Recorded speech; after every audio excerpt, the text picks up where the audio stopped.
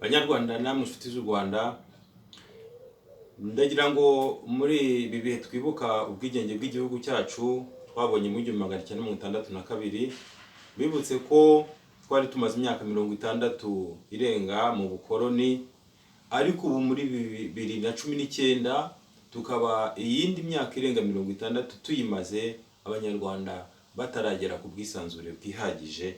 Akaba ariyo mpamvu mbahamagarira kwiyambura iriya nyito yagiye ipfobya amateka, itera n'ibibazo, inyito hutu.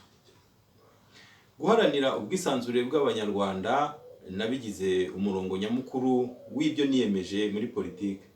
Ishyaka PPDR tumaze amezi arenga 9 dushinze mu Rwanda, riri muri iyo gahunda yo gukomeza gushaka uburyo abanyarwanda bakwisanzura mu matora, mu gutanga ibitekerezo, mu manama ndetse no mu itangazamakuru, batamogamiye ku myumvire y'ubwoko kandi badashyizweho igitutu n'abari ku butegetsi.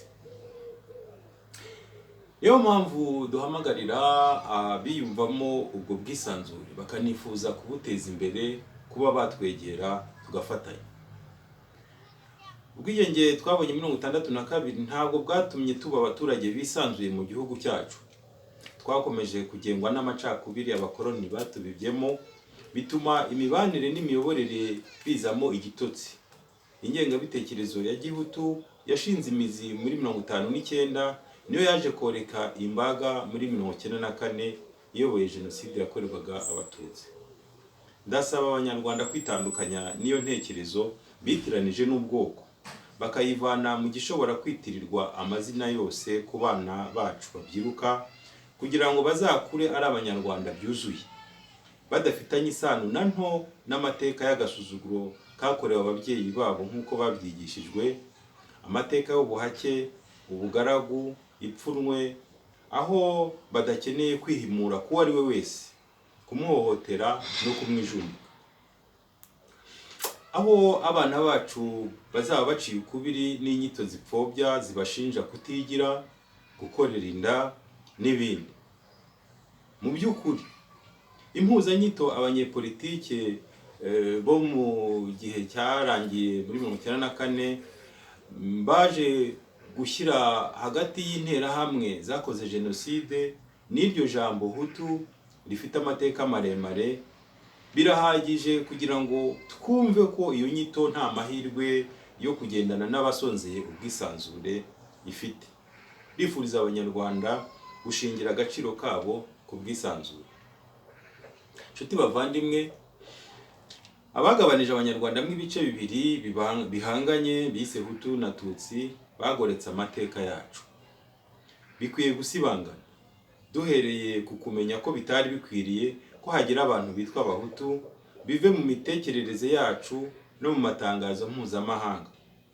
Iremwa ry'ubwo bwoko ryari rigamije gusa gusenya abanyarwanda bari batangiye kugaragaza ko bafite ubushobozi bwo kwiyobora mu cyitwaga ingoma ya cyami. Iremwa ry'iyo nyito y'abanyarwanda rifite amateka yatera guhahamuka ndetse kuri bamwe mu barokotse jenoside yakorewe abatutsi. Nyamara abatutsi ntabwo ari abakeba b'abandi banyarwanda, n'abaturarwanda nkamwe nanjye. Bakomoka mu Rwanda nk'uko twese abanyarwanda dukomoka kuri buri umwe mu dusozi 1000 tugize u Rwanda. Namwe rero kimwe nabo muri abaturarwanda bakomoka kuri gakondo zanyu zinyuranye, ariko twese zikaduhuriza ku bunyarwanda. Ndabifuriza kugira igihugu cyigenga n'abaturage bishyira bakizana, ku buryo muri bo nta bazongera kwemera kwishyira hamwe bagamije gutsemba abandi. Ndabifuriza kubona abacitse ku icumu rya jenoside yakorewe abatutsi baganira, bajya impaka zubaka n'abandi banyarwanda bakomoka mu turere gakondo tunyuranye tw'u Rwanda, mu majyepfo, mu majyaruguru n'iburasirazuba n'iburengerazuba, biyita amazina bashaka y'inkomoko zabo, aho kwitwa amazina bemejwe n'abanyaburayi mbere y'uko dusezerera ubuhake. Bityo nk'uko n'ahandi mu mateka y'isi ubuhake bwaciwe mu birwa bya Antille, irondakoko risezererwa muri Amerika, isumbanyamahirwe risezererwa mu Bufaransa, ndetse amarira abiyitaga abirabura basukaga nayo yaje kuba imfabusa muri Afurika, ibyo bise negritude. Ni nako n'inyito y'ubuhutu ikwiye guhezwa mu mateka. Aya mateka arashaririye cyane. Intambwe ya mbere yaratewe kandi hacibwa indangamuntu irimo ubwoko, ariko imyumvire n'imyitwarire ya bamwe tubona cyane cyane hari n'abanyapolitike bakibyitwaza, imyitwarire ikaba ikigaragara. Bamwe barakiyumvamo ko kugira inkomoko hutu hari icyo bibongerera, nyamara barapfobya ejo hazaza h'abana babo, bakabima uburenganzira bwo kugira kwiyumvamo ubwenegihugu nyarwanda busesuye, cyane cyane baba mu mahanga. Bityo rero ndabifuriza igihugu cyigenga n'abaturage bisanzuye, batigera bahangana, bisanzura mu gutanga ibitekerezo nta gukebaguzwa, nta pfunwe, nta bwoba, nta rwango rwa bamwe ku bandi.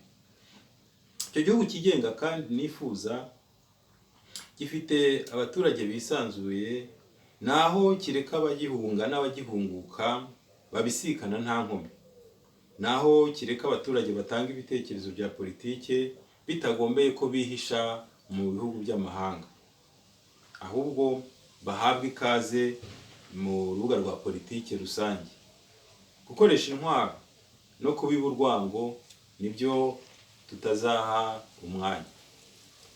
Ngiyo impamvu twahisemo intego yo kurinda ubuzima bw'Abanyarwanda, kubahisha amategeko no gukunda umurimo, ngo bibe ari byo twubakiraho ubwisanzure na demokarasi bikwiye. Murakoze.